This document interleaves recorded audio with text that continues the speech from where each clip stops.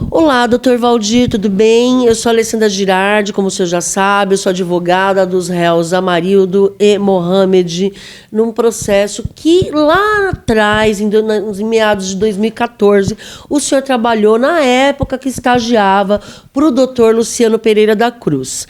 Eu pedi gentilmente aí para o senhor ceder alguns minutos do seu tempo para perguntar o que o senhor se recorda desse processo, dessas diligências, porque eu conversei com o doutor Luciano e ele me disse que o senhor participou das diligências, que o senhor conhece essa ação penal como ninguém no escritório e que o senhor poderia esclarecer alguns pontos em relação a esse processo. O que o senhor se recorda, o que aconteceu nesse processo do Mohamed e do Amarildo? Olá, doutora, tudo bem? Prazer, meu nome é Valdir, sou estagiário. Certo? Na época dos fatos também estava estagiando com o doutor Luciano. O que eu posso falar para a senhora é em busca da verdade real, correto? Nesse estudo, né, que eu fiz referente a essa situação, que seria uma cautelar, certo? Oriunda, certo? Da comarca de Mauá, certo? Da delegacia, primeira delegacia do patrimônio, DEIC, aqui de São Paulo, né? E o juiz era o juiz de Mauá. Então lá essa cautelar é oriunda de diversas prisões que deram 8 meses, 9 meses, eles trabalhando e prendendo as pessoas na comarca de Mauá. E a investigação começou em Mauá.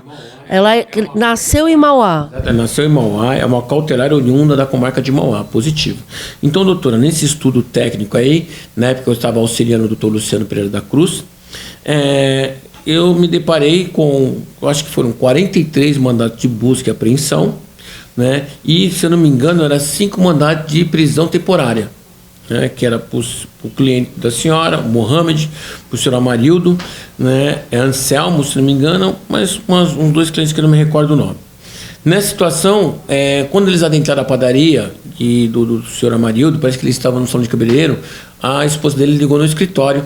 Isso, se não me engano, foi num sábado. Eu estava no escritório no sábado, ajudando a empilhar os processos. Aí eu atendi o telefone, liguei para o Luciano falou para mim ir até o local, que ele já ia me apoiar. Chegou lá, me avistei com os policiais, sou estagiário, estou amando do doutor Luciano Pereira da Cruz, e perguntei para eles o que estava acontecendo. E ele já estava vindo no apoio, né? Ele explicou, falou: aqui é uma cautelar, oriunda da comarca de Mauá, e aqui é mandato de busca e apreensão e mandato de prisão temporária. Foi aonde que eu me identifiquei. Eles prenderam o Amarildo, que estava no salão de cabeleireiro. Posterior, o telefone tocou, o doutor Luciano pediu para mim ir até uma agência de veículos, que era do senhor Marivaldo. Lá também encontrei os meus policiais, também com mandado de busca, uma prisão temporária do senhor Marivaldo. E eles me alegaram que estavam indo para a delegacia do DEIC, né, que era uma prisão temporária de 30 dias, né, que podia ser prorrogada. E foi isso que ocorreu, doutora. Esse foi o início da cautelar. Mas eles foram julgados, eles foram condenados, não foi por Mauá, foi por São Paulo. Doutora, na segunda-feira, me dirigi com o doutor Luciano até a comarca de Mauá, e o magistrado não queria ceder os autos, né, o inquérito policial, entramos com mandado de segurança e foi concedido fazer carga do processo por 2 horas. Tiramos o processo, xerocopiamos, aí que nós começamos a tomar conhecimento dos fatos. Nessa situação, estranhamente, né, esse caso em tela, que a senhora acabou de me perguntar, esse caso é extremamente idêntico ao presidente Lula. É idêntico. O juiz natural, o juiz competente para analisar esses fatos do seu processo do Mohamed Issa é o juiz da comarca de Mauá. O porquê seria esse juiz, doutor? No meu mero conhecimento do direito penal, né? E também eu tenho pós-graduação em processo penal e direito penal. Então, o meu mero e singelo conhecimento, ao compulsar os autos, não esteve flagrante na comarca de São Paulo, referente ao Mohamed, ao seu cliente. E referente ao cliente, que era o doutor Pereira da Cruz, também não teve flagrante. O senhor Mohamed foi preso com mandado de busca, que foi na comarca de Suzano, porém não tinha nada de ilícito na casa dele. Nada de ilícito. No senhor Amarildo também não tinha nada de ilícito na casa dele. Pois bem, foi decretada a prisão temporária por 30 dias. Aí começamos a compulsar os autos. E lá nos autos, eles tratavam as pessoas por vulgo. Né? Tratavam as pessoas por vulgo. E lá tinha vulgo russo, tinha outros vulgos, que eles falavam do Amarildo que era o Nenê, né? O Mohamed chamava de turco, tinha vários vulgos. Né? E nessa situação, o delegado de polícia relatou os autos que o russo era o Marcola, né? Relatou que o Nenê era o Amarildo, relatou que o turco seria o Mohamed. Estou relembrando os autos.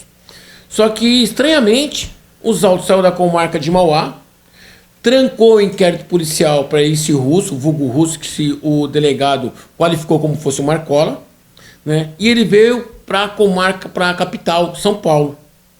E de lá, doutora, tem outra situação. Existe o bis in idem. O mesmo processo foi distribuído 3 vezes para a comarca da capital. Um dos processos caiu na 16ª vara, outro processo caiu na 7ª vara e outro processo caiu na 24ª vara, doutora. Correto? Que até o doutor Pouso, né, excelente magistrado, que fiquei sabendo que faleceu há 2 semanas atrás, que Deus o tenha, né, ele fez um conflito de competência negativo, cujo qual o pleno falou que ia assistir a razão ao magistrado. E quando o pleno discorreu o acordo, alegou que todos os processos que eram oriundos da comarca de Mauá seriam a 16ª vara competente. Estranhamente, né, a juíza da 24ª vara, o Ministério Público, o representante do parquê, leva a juiz a erro, né? A dita denúncia da 24ª vara, onde que o Mohamed não estava nessa situação, de forma alguma, certo? E pede para ditar e traz o Mohamed para o processo de 24ª vara como ele tivesse sido preso em flagrante, com 30 quilos de droga. Doutora, me recordo muito bem desses fatos. Os fatos se deram no dia do meu aniversário, dia 12/7, que é o dia do meu aniversário, eu sou canceriano. E foi num sábado essa situação, doutora. E tanto o Amarildo ou como o Mohamed, seu cliente, eles não foram presos em flagrante de forma alguma. Jamais poderiam ser condenados na 24ª vara, certo? Como se estivessem presos em flagrante, ou seja, nulidade, certo? No artigo 302. Eles não foram presos em flagrante, doutora. Certo? Terceiro, doutora, a juiz da 24ª vara não é competente para julgá-los, porque eles não foram presos em flagrante. O juiz competente seria o juiz de Mauá, que seria o juiz natural. Então já existe a incompetência do juízo, porque o juiz natural é o juiz da comarca de Mauá. Terceiro, doutora, toda essa cautelar era oriunda de uma interceptação telefônica, de telefone BlackBerry. O próprio delegado de polícia, em sala de audiência, ele alega que não sabe quem é que degravou o telefone. Quando é perguntado para o Luciano, perguntou para ele, falou, mas não tem um tratado aqui, doutor, entre Brasil e Canadá? Um tratado de cooperação? Né? Aí o delegado falou, olha, eu não sei, eu sei que parece que foi nos Estados Unidos, ou foi um policial que degravou, o delegado não soube responder. Outro policial alegou que quem degravou foi ele. E o outro policial falou que era um escritório competente na rua dos Estados Unidos. Ou seja, não tem a pessoa técnica que fez a degravação dessa interceptação telefônica. Uma nulidade. Tá? Até porque o tratado ele foi interrompido. Doutora, esse caso é idêntico ao presidente Lula.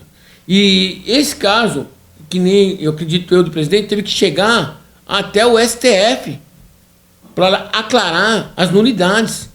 Porque ele tem tanta nulidade que parece um queijo suíço.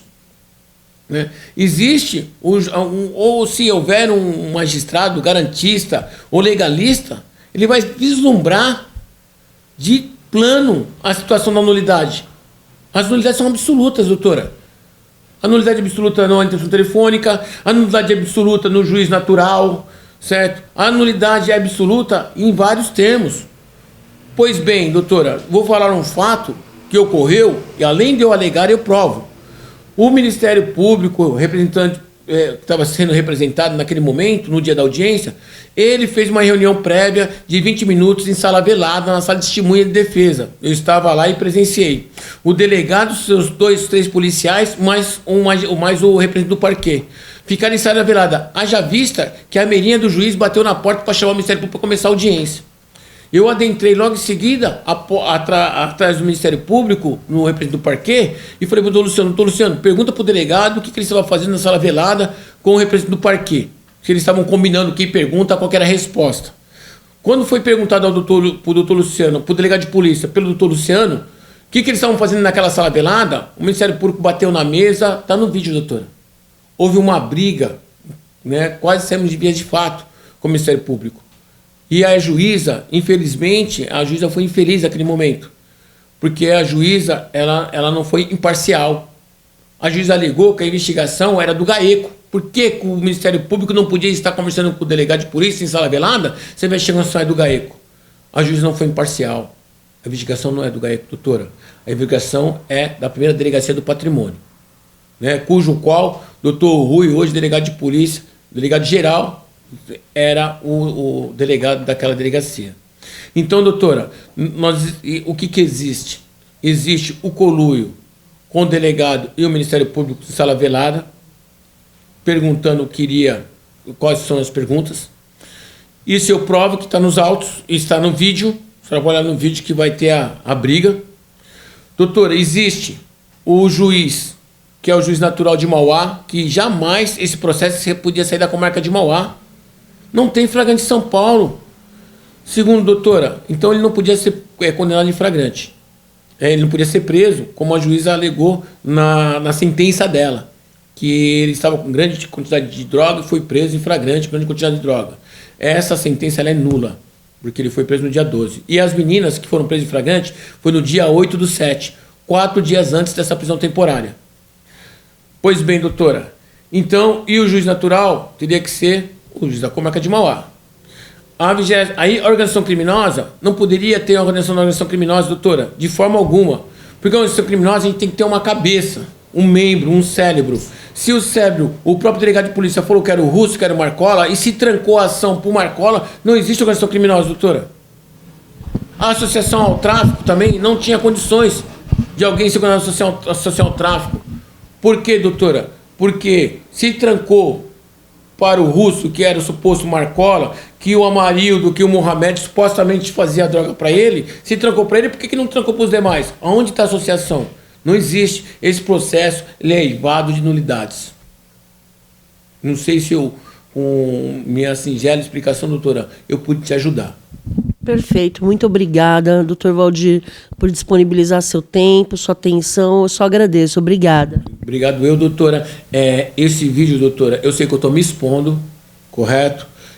Com a autoridade policial e mais os policiais que ali estavam no trabalho deles, na função deles, mas infelizmente nem que a minha vida esteja em jogo sobre isso, que isso caia na mão de um daqueles policiais, que aqui a situação não é prejudicar nenhum policial, e simplesmente aclarar as falhas que tem no processo em busca da verdade real e o que as duas Bíblias sagradas, que quando eu adentrei ao direito, eu sigo o Código Penal e o Código de Processo Penal, doutora. Então, nem que isso custe a minha vida, né? Mas aqui nós estamos para falar em busca da transparência. E espero que a senhora tenha sorte e possa, nessa sua caminhada do direito, né, um magistrado, um ministro, alguém que possa pegar esses autos, que seja legalista, né, um juiz que seja garantista, que eu tenho certeza, né, através do arquiteto do universo, algum desses magistrados vai verificar várias e várias nulidades, a atrocidade que foi feito nesse processo. Porque esse processo nada mais, nada que doutora, uma política criminal. Que assim seja, doutora. Obrigada mais uma vez. Amém. Boa noite.